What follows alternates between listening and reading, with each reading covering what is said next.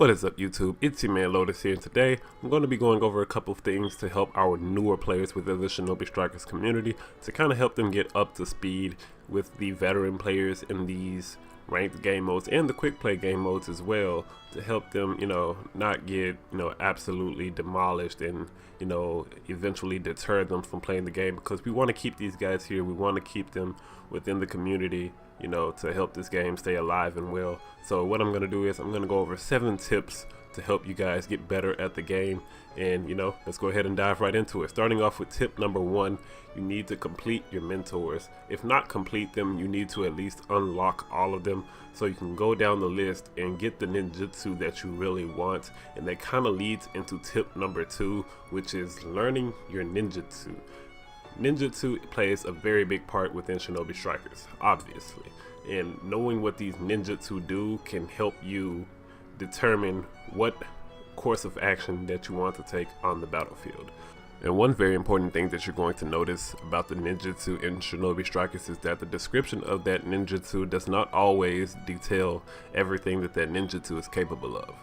We're going to take Snake Thrust for example. Snake Thrust, it basically says that you push your target back, you heal based on the amount of damage that you deal, and you lower their movement speed.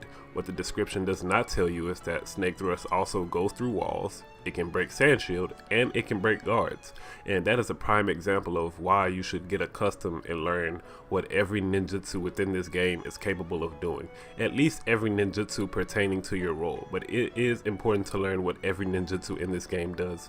So when faced against it, you know how to react, you know how to move and fight your opponent.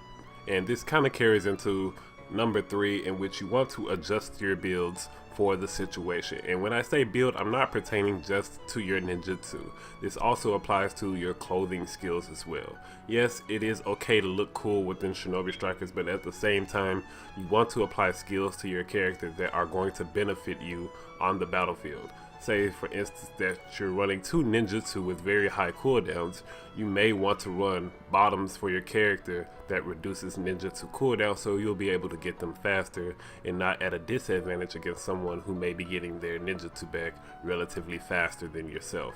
And that's basically what I mean in regards to that. And you want to prepare yourself for the different game modes within this game. Say if you partake in Ninja World League, the first week of Ninja World League is always flag battle and combat battle. So you may want to run 2 attack type loadouts that will cater to both different situations of flag battle and combat battle.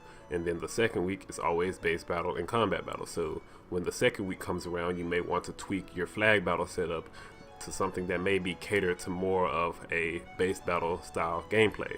It's always about how you approach these matches and what ninjutsu you bring in to cater to different situations that you are definitely going to be running into. Moving into tip number 4, which is more than likely the most important tip on this list, and that is working as a team. I cannot emphasize enough how important this is, guys. This is not a storm game. This is Shinobi Strikers, which is a team-based game. Work as a team. Your teammates need you just as much as you need them. You are not going to win 1v4, 1v3 engagements, and not too often are you going to be able to maintain a 1v1 engagement, because the enemy team's teammates, they will be coming pretty soon. And if you finish them off quickly, then so be it. But you have to work as a team in order to get these things done. You have to look out for your teammates, you have to protect your healer and such. Working as a team is a big factor within this game.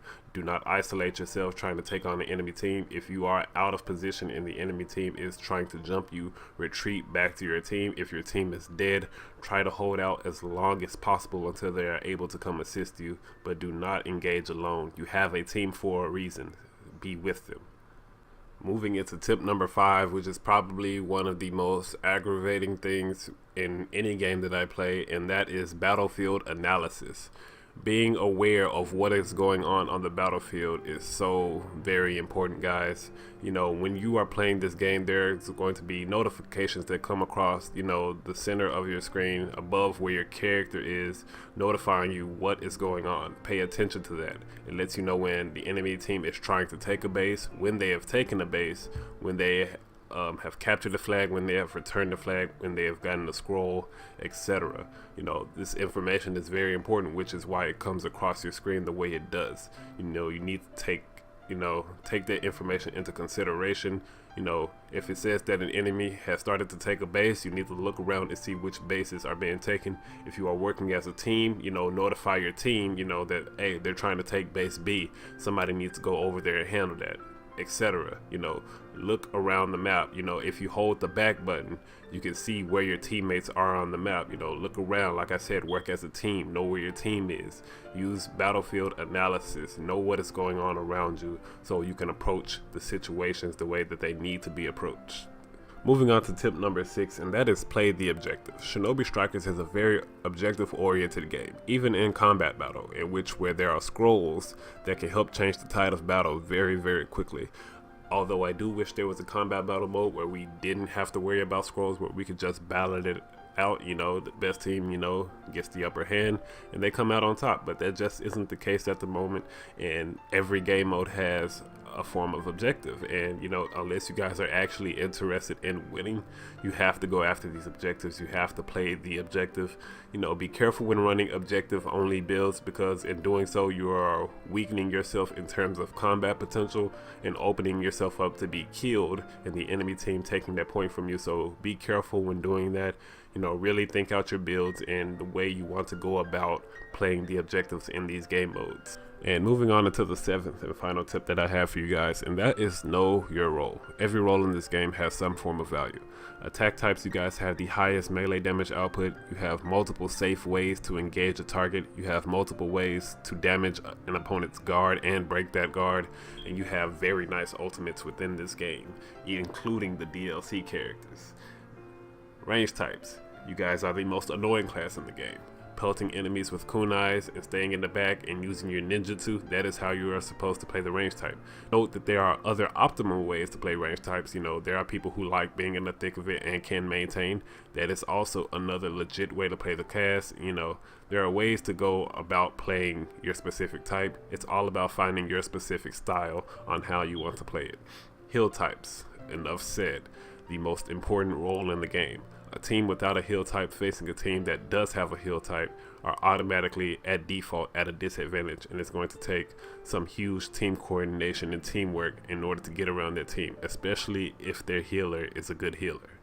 Defense types, you guys have the strongest battlefield presence due to the insane amount of crowd control that you have.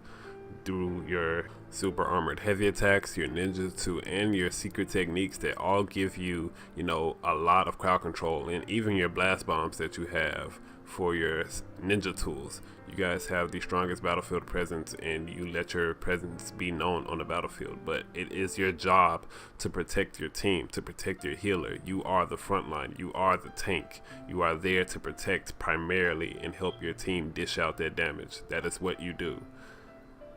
But that is pretty much going to be all for this video. If you found this video helpful at all, feel free to give it a thumbs up. If you think this video will help your friends, feel free to share it to your new friends to the game. You know, spread that love, help them out. You know, if you guys have any questions for me in the comment section below, feel free to share them and I will help you. Need help with VR missions, you know, let me know down in the comment section below. I'll give you guys tips and potentially even make videos on them for you guys. You know, let me know what I can do to help you guys, and I will do my best to make that happen. But you guys already know what's up. Subscribe if you're interested in seeing more Shinobi Strikers updates, gameplay, etc. And I'll catch you guys in the next video. Catch y'all later.